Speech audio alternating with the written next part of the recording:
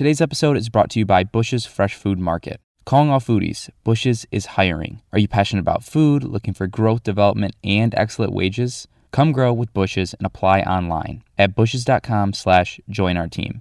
That's Bush's, BUSCHS.com/join our team. From the Detroit Free Press, I'm Emma Stein with today's Free Press Voice Briefing. It's Wednesday, December 7th, 2022. I'm Dave Boucher with the Detroit Free Press. It's not uncommon to hear vague platitudes from lawmakers trying to be coy about potential legislative initiatives in the works.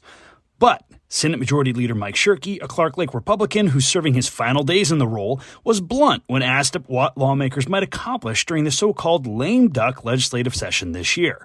He said, quote, "My top priority in lame duck is do no harm. I expect a very lame duck."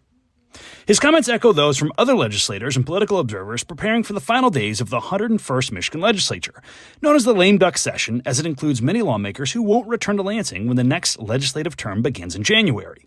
In the past, impending departures empowered some lawmakers to pursue previously controversial issues.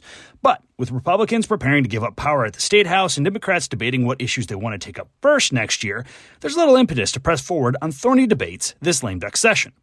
Bobby Leddy, communications director for Governor Gretchen Whitmer, didn't mention any specific bill when asked what the administration wants lawmakers to tackle in their final days. The Senate's Wednesday session is currently the final one scheduled for the year. The House spent more than 6 hours Tuesday on dozens of departing members offering farewell speeches. It's scheduled to meet again Wednesday, largely for more speeches.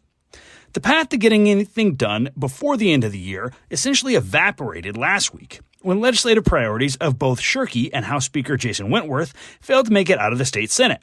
That leaves a few small funding bills and a handful of other measures that might be taken up this year. More than half of the 110 state House members won't be back next year, and 16 new state senators join the 38-seat upper chamber early next year. I'm Chandra Fleming for the Detroit Free Press. Tuesdays are typically boring. They don't bring the drag of Monday or the joy of Friday. But this Tuesday was a different one. For less than a minute, almost 85% of Earth was dark at the same time, while the rest experienced daylight. According to AccuWeather, 6.88 billion people experienced a moment of darkness around 2:56 p.m. Eastern Time out of 8 billion worldwide. This only occurs in December because Earth's axis tilts toward the northern hemisphere away from the sun. The least amount of sunlight is reaching the top half of Earth. I'm Andrew Hammond for the Free Press Sports Department.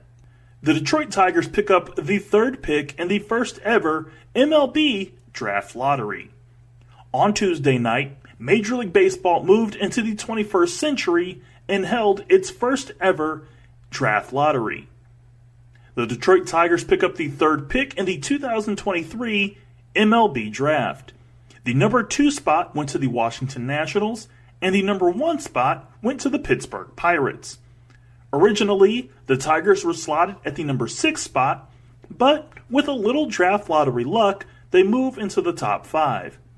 We will see if that luck pays off when the draft is held in Seattle starting in July of next year.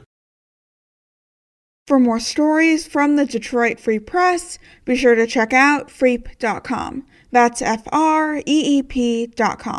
I'll see you tomorrow.